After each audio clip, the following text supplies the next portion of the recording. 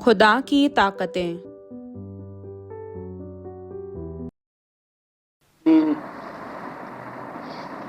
آج کی مجلس بھی کتنی اہمیت کی حامل ہے کہ عرصہ دراز کے بعد ہم عزیزان آپس میں دوبارہ مل رہے ہیں، اور آج کی شب کو میرے عزیز الامین کے اس پیارے گھر میں مجلس منعقد ہو رہی ہے۔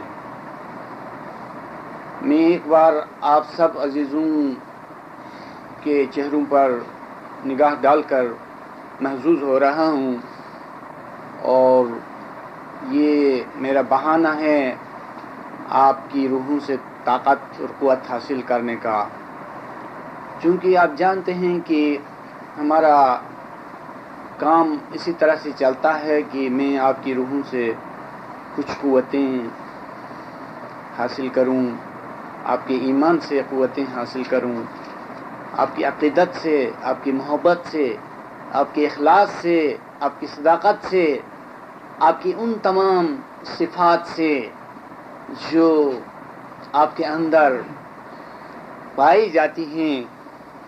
تو اسی طرح میں خود کو آگے بڑھانے کے لیے کوشش کرتا ہوں۔ میرے عزیزو، مومن کی زندگی بھی کس قدر غنیمت ہے اور کس قدر اہم ہے کہ اس زندگی سے بہت سے اچھے کارنامے قائم کیے جا سکتے ہیں، اور خداوند نے مومن کو جو اس دنیا میں بھیجا ہے اور زندگی کی جتنی مدت عطا کی ہے، یہ خداوند کی اس میں بہت مہربانی ہے، بڑی رحمت ہے۔ مومن اس زندگی کو صرف کر کے بہت کچھ کر سکتا ہے، بہت کچھ کر سکتا ہے اور بہت کچھ کما سکتا ہے،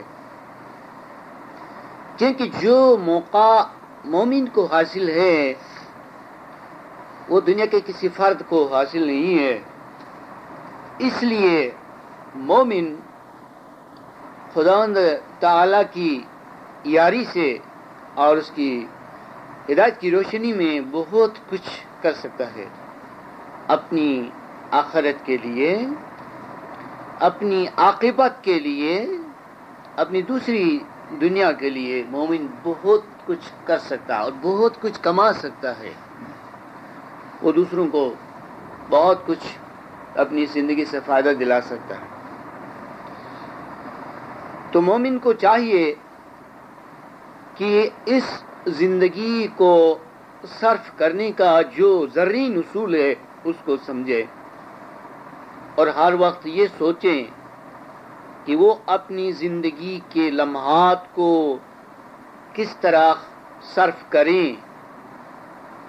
کہ جس سے زیادہ فائدہ حاصل ہو۔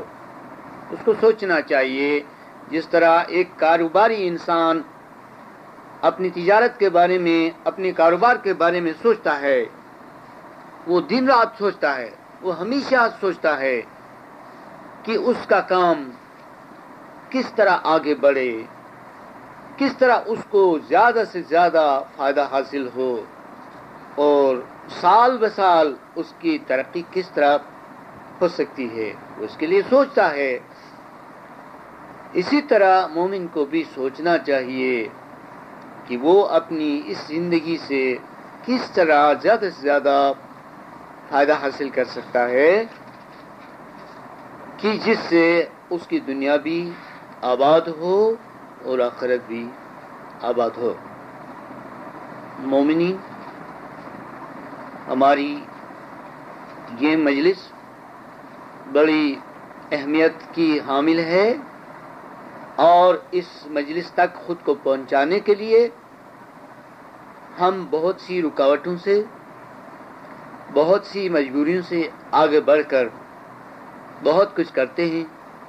اس لیے اس مجلس سے خوب فائدہ اٹھانا چاہیے، اس میں عبادت ہو، اس میں علم کی باتیں ہوں، اور ان تمام باتوں کو ذہن نشین کر لیا جائے تاکہ وقت آنے پر یہ باتیں کام آئیں۔ اس دفعہ مجھے جتنی خوشی ہوئی ہے اپنی جمعیت سے، اپنے عزیزوں سے، اتنی خوشی کبھی نہیں ہوئی تھی، اس لیے کہ آپ نے شروع سے لے کر آخر تک احساسی ذمہ داری سے مجلس کی تمام باتوں کی طرف توجہ دی تھی، اور جس کے نتیجے میں آپ نے دانشمندی کا ثبوت دیا۔ آپ میں سے ہر فرد نے ایک اچھا کردار ادا کیا۔ مجھے یہ معلوم ہو کر بہت ہی خوشی ہوئی، اور یہ آپ کی کوششوں کا نتیجہ تھا۔ آپ کو اس مجلس سے کتنی والہانہ محبت ہے اس کا ایک ثبوت تھا، لہذا میں بہت خوش ہوں، لہذا میں آپ کو دل کی گہرائی سے بہت دعائیں دیتا ہوں، عاجزانہ دعائیں، درویشانہ دعائیں اور مخلصانہ دعائیں۔ مولا آپ کو ہمیشہ ہمیشہ کے لیے کامیاب بنائیں اور دین و دنیا کی کامیابی آپ کے قدم کو چومیں، یہ میری دعا ہے۔ اس کے بعد مومنین، میں آپ کو مومن کی طاقتوں کے بارے میں کچھ کہنا چاہتا ہوں کہ مومن کے اندر کیا کیا طاقتیں ہیں، اس کے بارے میں سوچنا، اس کے بارے میں معلومات حاصل کرنا نہایت ہی ضروری ہے، کیونکہ ہمیں طاقتوں کی ضرورت اس لیے ہے کہ ہم اپنے ایک قوی دشمن کے خلاف جہاد کرنا چاہتے ہیں، یا کہ جہاد کرنے کی ضرورت ہے، اور وہ قوی اور ظالم دشمن نفس امارہ ہے۔ اس کے لیے ہمیں اپنے اندر دیکھنا ہے، ٹٹولنا ہے کہ ہمارے پاس کون کون سی طاقتیں ہیں جن سے کام لے کر ہم اپنے اس ظالم اور زبردست دشمن کے خلاف جہاد کر سکتے ہیں اور اس کو شکست دے سکتے ہیں اور خود غالب آ سکتے ہیں۔ تو اس کے لیے سوچنے کی ضرورت ہے۔ چنانچہ مومن کے اندر ایک سب سے اچھی اور ایک سے سب سے اعلیٰ طاقت فنا کی طاقت ہے۔ فنا کی طاقت سے مراد عاجزی ہے اور شکستگی ہے، گریہ ازاری ہے، جس کے اندر طاقتوں کا ایک خزانہ پوشیدہ ہے۔ مومنین، فنا میں طاقت کیوں ہے؟ وہ اس لیے جیسا کہ آپ جانتے ہیں نظام قدرت کو، یا کہ نیچر کو آپ جانتے ہیں، فطرت کو آپ جانتے ہیں، اس دنیا کے اندر کسی جگہ سے جب کوئی چیز خالی ہو جاتی ہے تو اس کی جگہ پر دوسری چیز آ جاتی ہے، یا یوں کہنا چاہیے کہ اگر کوئی برتن ہے تو اس میں سے ایک چیز کو آپ جب خالی کرتے ہیں تو دوسری چیز خود بخود اس میں آ جاتی ہے۔ جیسے گلاس میں پانی ہے، جب آپ اس کو گراتے ہیں تو اس میں خود بخود ہوا بھر جاتی ہے۔ اسی طرح جب ہم اپنی خودی کو فنا کے ذریعے سے ہٹاتے ہیں تو اس خودی میں خدائی آتی ہے۔ کسی بھی درجے پر خدائی آ جاتی ہے ہمارے اندر، ہم محسوس کرتے ہیں یا نہیں کرتے ہیں، لیکن اگر ہم اپنے آپ کو پوری طرح سے فنا کر دیتے ہیں، یعنی ہماری ہستی کے اس برتن سے جب ہم انا کو ہٹا لیتے ہیں، خودی کو نکال دیتے ہیں، تو خودی کی جگہ پر خدائی آ جاتی ہے، وہ خود بخود آ جاتی ہے۔ اس کے یہ معنی ہیں کہ خدائی ہماری طرف جھکی ہوئی ہے، وہ ہر وقت یہ چاہتی ہے کہ ہماری خودی کی جگہ لے لیں، لیکن وہ نہیں آ سکتی ہے، اس لیے کہ ہم نے اپنے اندر اپنی کمزور صفات کو بھر لی ہیں، اپنی ناتمام صفات کو قائم رکھی ہیں۔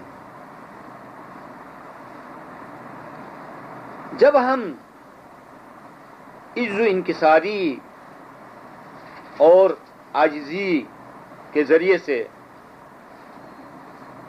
یا گریہ گزاری کے وسیلے سے آہستہ آہستہ اپنی ہستی کو فنا کرتے ہیں، تو اس وقت ہماری ہستی کا ذرہ ذرہ فنا ہو کر ختم ہو جاتا ہے، اور ان ہستی کے ذرات کی جگہ پر رفتہ رفتہ خدائی صفات بڑھ جاتی ہے۔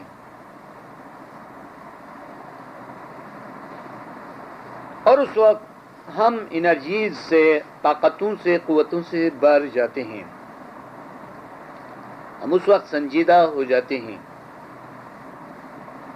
ہم کو اس وقت سکون حاصل ہوتا ہے، اطمینان آتا ہے۔ مومن ہمیشہ یہ تجربہ کر سکتا ہے، اپنے آپ میں یہ معجزہ دیکھ سکتا ہے، بشرطی کہ مومن خود کو مٹانے میں کامیاب ہو جائے، بشرطی کہ مومن مخلص ہو،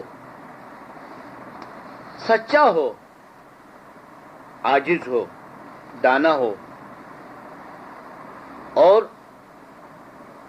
اس کے دل میں اخلاص و محبت ہو اور سچائی ہو، تو مومن یہ معجزہ دیکھ سکتا ہے، عقل کی نظر سے مشاہدہ کر سکتا ہے کہ اس کی ہستی یا کہ خودی رفتہ رفتہ ختم ہو جاتی ہے، اور اس کی جگہ پر خدائی صفات آ جاتی ہیں۔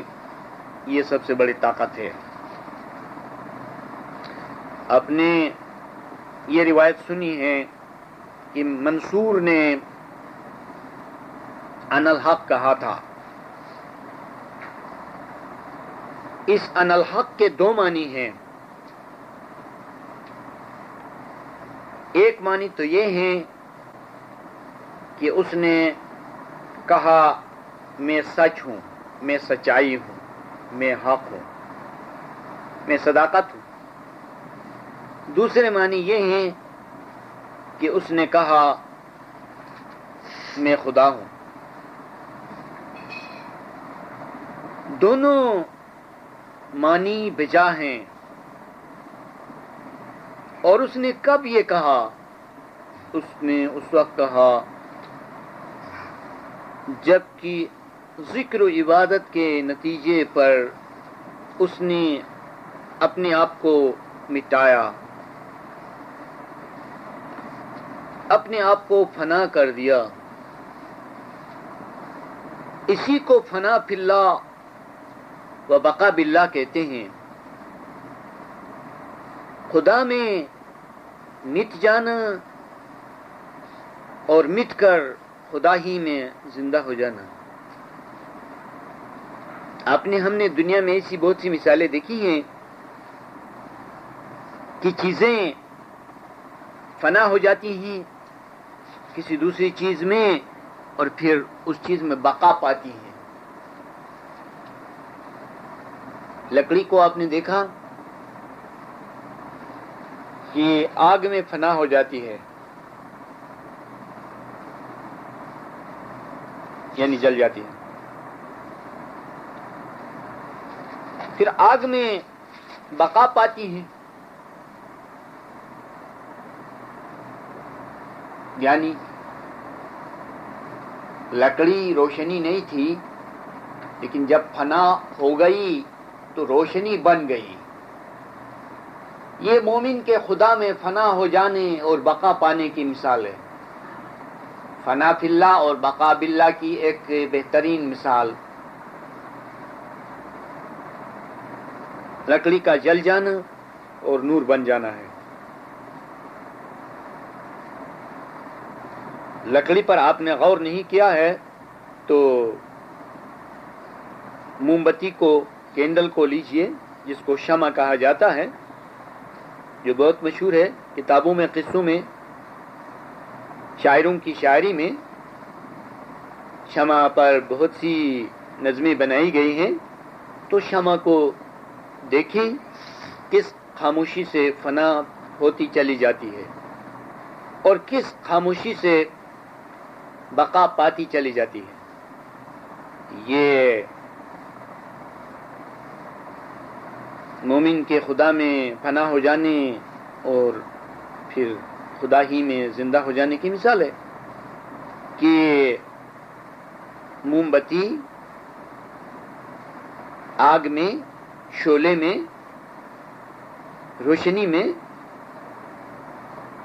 فنا ہوتی ہے اور پھر روشنی میں زندہ ہو جاتی ہے. یہ انرجی ہے، یہ طاقت ہے. دیکھا آپ نے کہ اگر موم بتی جلتی نہیں ہے تو اس کا کوئی پاور نہیں ہے، اس کی کوئی طاقت نہیں ہے، لیکن جب جل جاتی ہے تو وہ پاور بن جاتی ہے. اور پاور یہ کہ کتنے بڑے کمرے کی تاریکی کو دور کر سکتی ہے اور کتنے لوگوں کو روشنی مہیا کر سکتی ہے. یہ طاقت ہے، یہ انرجی ہے. اسی طرح آگ کو دیکھیے کہ آگ جب فیول سے، ایندھن سے آگ بن جاتی ہے تو ایندھن، لکڑی، تیل وغیرہ جل جاتا ہے، فنا ہو جاتا ہے. تو اس کی 3 طاقتیں بن جاتی ہیں. اس میں سے 3 طاقتوں کا ظہور ہو جاتا ہے: گرمی اور روشنی اور پکانے اور بائلنگ کرنے یا جلانے کی طاقت وغیرہ. دیکھا آپ نے کہ ایک چیز اگر خاموش ہے، فنا نہیں ہو رہی ہے، تو اس میں کوئی انرجی نہیں ہے، کوئی توانائی نہیں ہے، کوئی قوت نہیں ہے. لیکن جب وہ فنا ہو جاتی ہے تو اس میں سے طاقت بن جاتی ہے. دنیا کے اندر بہت سی چیزیں ملیں گی آپ کو جو کہ فنا کے اصول پر کام کرتی ہیں. ان کو آپ چاہیں تو پرنسپل آف انہیلیشن کہیں یا کچھ اور لفظ سے ان کو یاد کریں اور دیکھیں. دنیا کے اندر مشینری چلتی ہے تو وہ بھی فنا کے پاور سے چلتی ہے. کوئی بھی مشینری، ہاں وہ ریل گاڑی ہے، یا موٹر کار ہے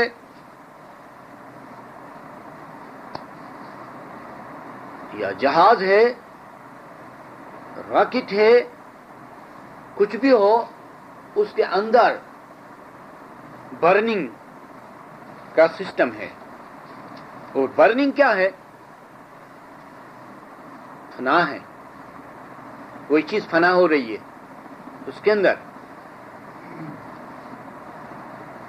اس فنائیت کے نتیجے میں اتنی بڑی طاقت، اتنا بڑا پریشر، اتنا زبردست دھماکہ، آواز اور پش وغیرہ، یہ سب چیزیں فنا کے نتیجے میں. اور آپ نے سنا ہوگا کہ ایٹم کے توڑنے سے یا ٹوٹ جانے سے اور اس کو جلانے سے جوہری توانائی پیدا ہو جاتی ہے، جو زبردست انقلابی طاقت ہے، زبردست انقلابی طاقت ہے. آج کل خلا نوردی کے سلسلے میں، یعنی سپیس میں گھومنے اور سیاروں میں چلے جانے کے لیے بھی جن چیزوں سے کام لیا جاتا ہے وہ چیزیں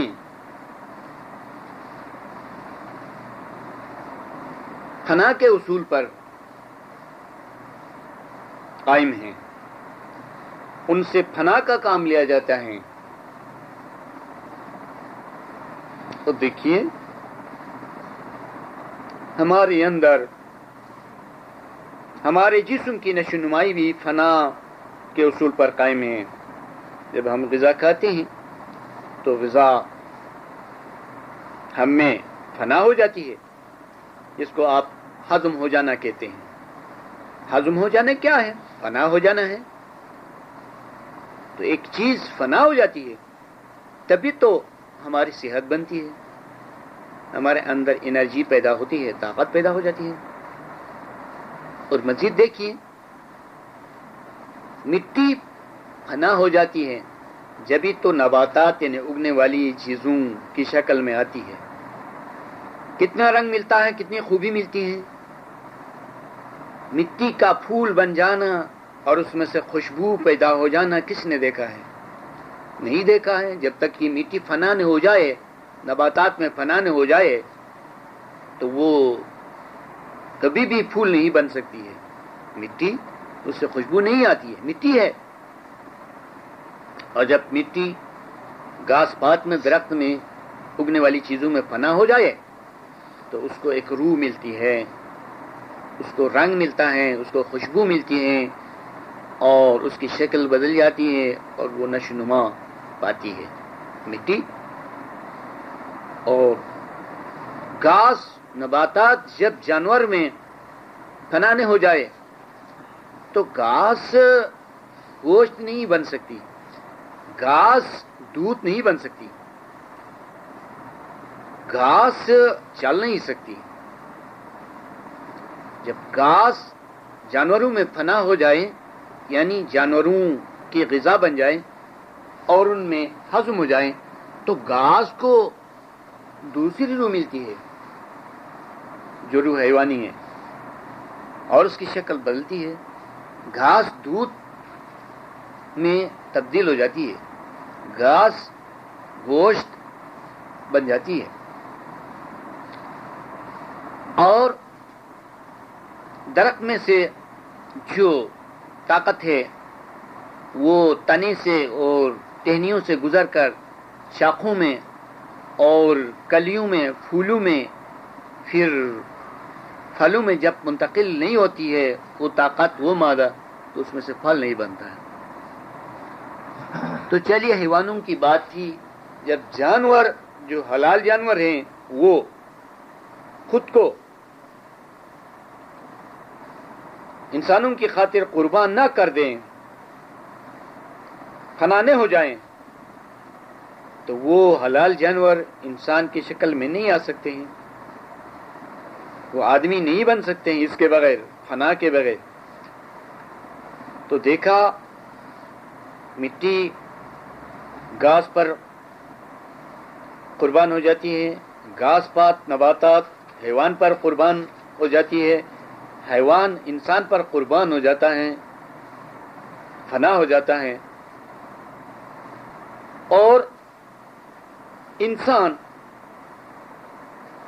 خود کو فرشتے میں تحلیل کرتا ہے، خود کو فرشتے پر قربان کر دیتا ہے، انسان فرشتے میں ڈیزالو ہو جاتا ہے، مومن فرشتے میں فنا ہو جاتا ہے اور فرشتہ خدا میں فنا ہو جاتا ہے۔ تو دیکھا دنیا کے اندر فنا ہو جانے سے کیا ہوتا ہے اور کیا بنتا ہے۔ نظام قدرت کو آپ نے دیکھا، یہ کائنات منہ بولتی کتاب ہے، اس سے ظاہر ہے کہ فنا ہو جانے میں سب کچھ ہے۔ اس لیے مومن کو اگر طاقت کی ضرورت ہے تو عبادت، بندگی اور اخلاص و محبت اور خدمت کے وسیلے سے خود کو مقصد اعلیٰ میں فنا کر دینا چاہیے تاکہ اس کی ترقی ہو۔ یہ مومن کی طاقت کا ایک راز ہے۔ ایسی مثالیں آپ کو بہت زیادہ ملیں گی اور اس میں کوئی شک باقی نہیں رہے گا کہ مومن کی کامیابی فنا میں ہے۔ اور اس لیے بزرگان دین نے فنا کی تعریف کی ہے، تصوف کی کتابوں میں بھی فنا کا بار بار ذکر آتا ہے، یہاں تک کہ ہمارے مقدس فرامین میں بھی اس کا ذکر آتا ہے کہ امام سلطان محمد شاہ صلوات اللہ علیہ نے اور دوسرے اماموں نے مختلف مواقع پر اس کا ذکر فرمایا ہے کہ فنا فی اللہ بقا باللہ اور اصل میں واصل ہو جانا وغیرہ۔ بہت سے الفاظ میں، بہت سی عبارتوں میں اس بیت کا ذکر فرمایا ہے کہ فنا ہو جانا بہت ہی مومن کے لیے ضروری ہے اور اس کے فلسفے کو سمجھنا بہت ہی ضروری ہے۔ کسی کام کے فلسفے کو سمجھے بغیر اس کو انجام نہیں دیا جا سکتا۔ اس کے لیے ہر وقت مومن کو سوچنا چاہیے۔ لیکن ایک بات ہے کہ کیا مومن جب بھی چاہے خود کو فنا کر سکتا ہے؟ نہیں۔ جب تک کہ مومن خود کو پہلے سے تیار نہ کرے، جب تک کہ مومن اس فلسفے کو نہ سمجھے، جب تک کہ مومن ایسی عادتیں خود میں پیدا نہ کریں جو کہ فنا ہو جانے میں مدد دیں، تو وہ خود کو فنا نہیں کر سکتا ہے۔ اس لیے مومن کو حلیم الطبع ہونا چاہیے، صبر والا ہونا چاہیے، سنجیدہ ہونا چاہیے اور بہت نرم دل ہونا چاہیے۔ ایسا ہو کہ کسی بھی مومن کے درد دکھ کو دیکھے تو اس کے آنسو برآئیں، کسی مومن کی خوبی کو دیکھے، ایمان کی خوبی کو، تو اس کا دل پگھل جائے، کسی بھی عبادت اور بندگی کی اچھی بات سننے میں آئے تو اس کی آنکھوں سے آنسو نکلے، آنکھیں تر ہو جائیں۔ ایسی عادت ہو تو آسانی سے خود کو فنا کر سکتا ہے۔ اور پھر بھی مومن کے لیے اور بھی بہت سے وسیلے ہیں، کسی ایک کام سے نہیں، مجموعی طور پر تمام اعمال سے خود کو یہ درجہ حاصل کر سکتا ہے۔ اور چونکہ خداوند عالمین کی حکمت اور اس کی مہربانی بہت زیادہ ہے، یہ سیدھا سادہ طریقہ ہے جس کا میں نے ذکر کیا، اس کے علاوہ بھی بہت سے طریقے ہیں جو کہ مومن خود کو فنا کر سکتا ہے۔ وہ خدا سے یعنی امام سے محبت کر کر کے خود کو فنا کر سکتا ہے، وہ اچھی خدمت کر کر کے خود کو فنا کر سکتا ہے، اور وہ مسلسل عبادت سے بندگی سے خود کو فنا کر سکتا ہے۔ تو یہ فنا کا طریقہ ہے، اور جس سے کہ وہ مومن نفس کو پامال کر کر کے، یعنی پیروں کے نیچے نفس کو روند کر اور اس کو شکست دے کر منزل مقصود کی طرف قدم بڑھاتا ہے اور خدا کے حضور میں پہنچتا ہے اور خدا میں وہ فنا ہو سکتا ہے۔ لیکن فنا کا مطلب یہ نہیں کہ انسان دنیا سے ناپائید ہو جائے اور نظر ہی نہ آئے اور مٹ جائے، یہ بات نہیں ہے۔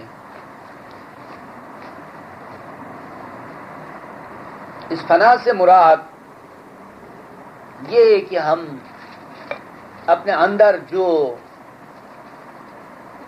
خامیاں ہیں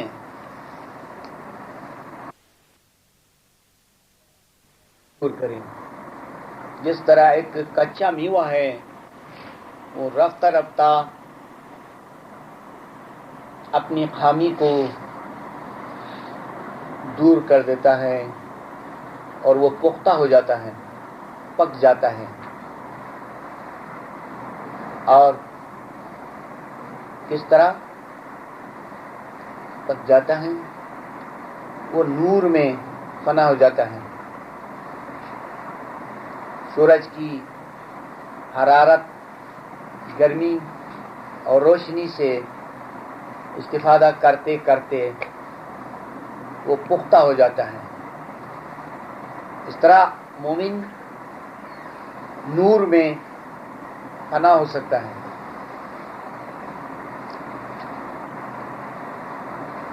یہ اس پھل کا فنا ہو جانا ہے۔ اس سے ہم کو یہ نتیجہ ملا کہ فنا ہو جانا رفتہ رفتہ بھی ہے اور یکایک بھی ہے۔ لکڑی یکایک فنا ہو جاتی ہے اور موم بتی بھی یکایک فنا ہو جاتی ہے۔ کوئی گولی ہے، اس کے اندر بارود ہے تو وہ بھی یکایک برسٹ ہو جاتی ہے، ایک دم سے فنا ہو جاتی ہے۔ لیکن میوہ جو ہے، پھل جو ہے، وہ اپنی خامی سے پختگی میں آنے کے لیے جتنا وقت درکار ہے اس وقت میں وہ پھل فنا ہو جاتا ہے، یہ بھی فنا ہو جاتا ہے، پھل بھی فنا ہو جاتا ہے۔ فنا کا مطلب تبدیل ہو جانا ہے۔ فنا کا مطلب برائی سے اچھائی کی طرف آنا ہے۔ فنا کا مطلب سایوں کو، تاریکیوں کو چھوڑ کر روشنی کو اختیار کرنا ہے، طاقت اور خوبی پیدا کرنا ہے، یہ فنا ہے۔ فنا طرح طرح کی ہے۔ پھول بھی فنا ہو جاتا ہے، وہ اپنے طور سے فنا ہو جاتا ہے۔ پھول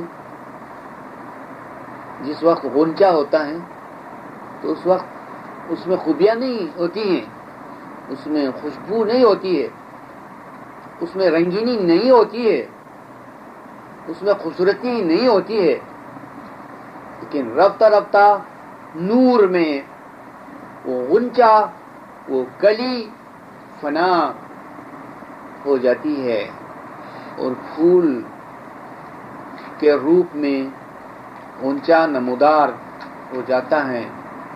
یہ پھول کا فنا ہو جانا ہے۔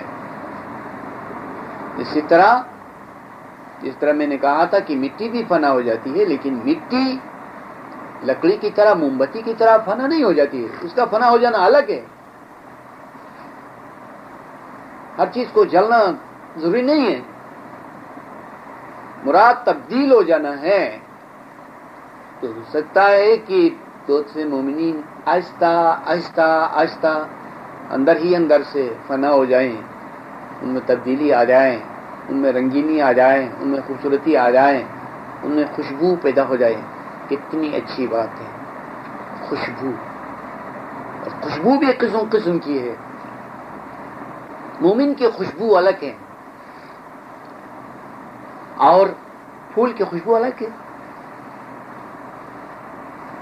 پھول کی خوشبو سے صرف ہمارا مادی دماغ معطر ہو جاتا ہے, خوش ہو جاتا ہے, اور ایمان کی خوشبو سے ہماری روح, ہماری عقل کو خوشبو محسوس ہوتی ہے. آپ نے دیکھا ہوگا کتنے اچھے مومنین ہیں, ان سے خوشبو آتی ہے, مادی نہیں, روحانی, اخلاقی, عقلی. تو کتنی خوشی ہے, ان کی باتوں سے خوشبو آتی ہے. یہ وہ عبادت کرتے ہیں, بندگی کرتے ہیں, یا عام طور پر گفتگو کرتے ہیں تو ان کے منہ سے خوشبو آتی ہے, ان کی اچھی باتوں سے خوشبو آتی ہے. وہ ایسی اچھی باتیں کرتے ہیں کہ آدمی کو رشک آتا ہے, آدمی کو وہ نرمی سے بولتے ہیں, احتیاط سے گفتگو کرتے ہیں. ان کو ہر وقت یہ احتیاط رہتی ہے کہ بات میں ذرا بھی خلش نہ ہو, یعنی چبھن نہ ہو. جس طرح کانٹے میں چبھن ہوتی ہے, خلش ہوتی ہے, وہ چبھن گلاب کے جاڑ سے بھی ہو تو چبھن ہی ہے. شاعروں نے بار بار اس خلش کو, چبھن کو استعمال کیا ہے. کہا ہے کہ دنیا میں بہت سے پھول ایسے ہیں جو کانٹوں کے بغیر اور کانٹوں کی چبھن کے بغیر حاصل نہیں ہوتے ہیں. تو چبھن ہی ہے. دیکھا آپ نے کہ گلاب کے جاڑ میں بھی اگر چبھن ہے تو وہاں چبھن ہی ہے. مومن میں اگر چبھن ہو تو وہ چبھن ہی کہلائے گی, وہ خلش ہی کہلائے گی. مومن میں چبھن نہیں ہونی چاہیے. کیا مزہ ہے کہ پھول حاصل کرنے کے لیے ہاتھ بڑھائیں اور ہاتھ میں کانٹے چبھ جائیں. تو مومن کو بغیر کانٹے کا پھول ہونا چاہیے. تو میں کہہ رہا تھا کہ مومن کو بہت احتیاط رہتی ہے, اس لیے وہ بہت ہی احتیاط سے بولتا ہے, اور اس کی روح کو خوشی محسوس ہوتی ہے. اس کی روح خوش اور خرسند رہتی ہے.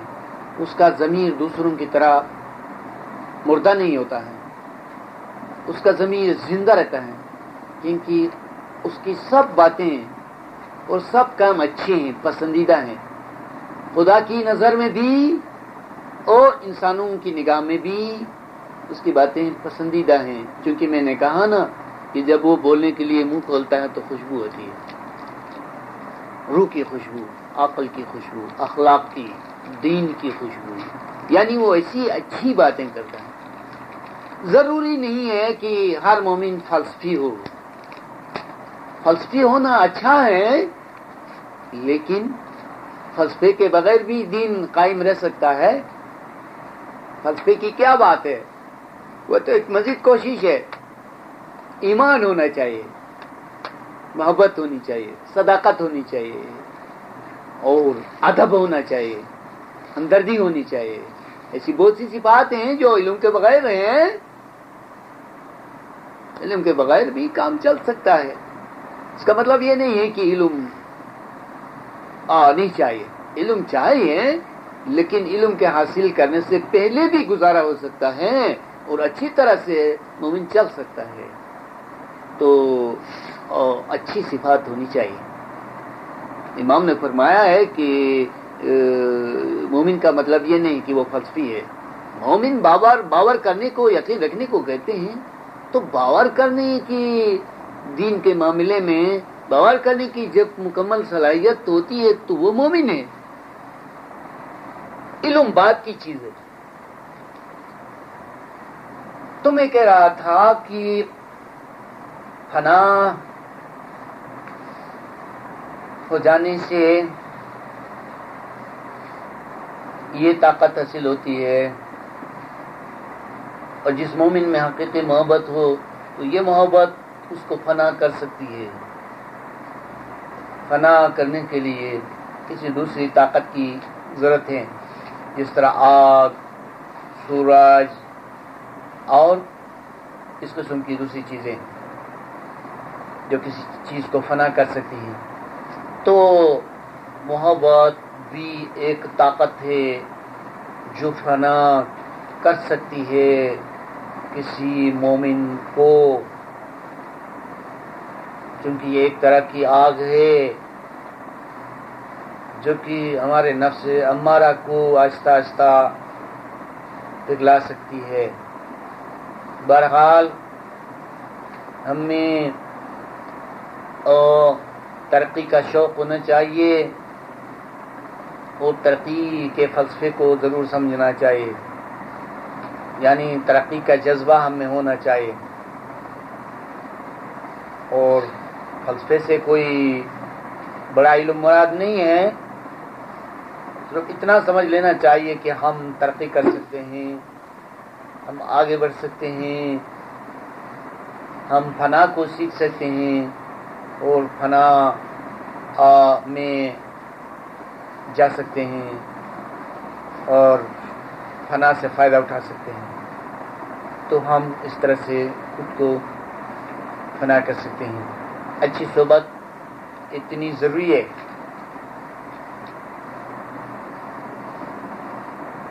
جتنی کہ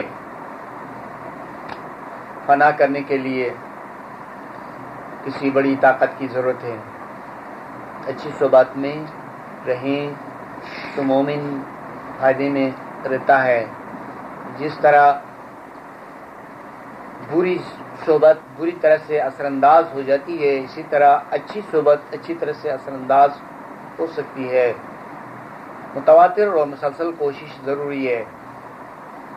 یہ نیچر ہے کہ کوئی بھی چیز مسلسل کوشش سے کامیاب ہو جاتی ہے.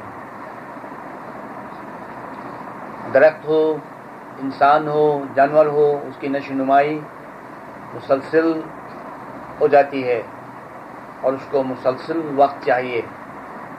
اسی طرح جب ہم روحانی ترقی چاہتے ہیں تو اس کے لیے تسلسل کی ضرورت ہے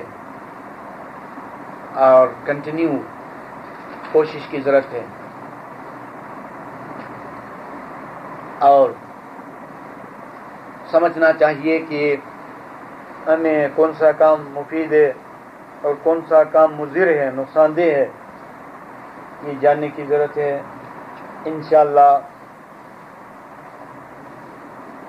آپ کی نیک نیتی اور دینداری، علم دوستی اور ایسی بہت سی دوسری صفات کے نتیجے پر رفتہ رفتہ ترقی ہوگی اور انشاءاللہ آپ کی یہ جو مجالس ہیں یہ کامیاب ہیں، ان سے فائدہ ملے گا اور فائدہ مل رہا ہے. آپ کو یقین آیا ہے، آپ مطمئن ہیں کہ ان مجالس سے فائدہ ہی فائدہ ہے. اور اب دعا مانگی کہ مولا زمین و زمان ان مجالس سے مومنین کو اور جملہ جماعت کو فائدہ دلائیں. اور مولا جملہ جماعت کو تمام برائیوں سے بچائے رکھیں، شیطان کے شر سے بچائے رکھیں، اور مولا تمام جماعت کو اپنی پناہ میں رکھیں، شیطان کے شر سے بچائے رکھیں. اور مولا خداوند جماعت کی تمام نیک مرادوں کو پوری کرے اور اپنا مقدس ظاہری و باطنی دیدار کی دولت سے جملہ جماعت کو نوازے. آمین یا رب العالمین.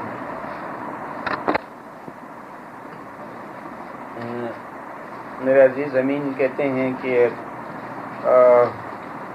جس مقالے میں 5 حدود کا یا 10 موتیوں کا ذکر ہے، ان میں سے اسرائیل کا ذکر کیوں نہیں ہے؟ تو اس کی وجہ یہ ہے کہ اسرائیل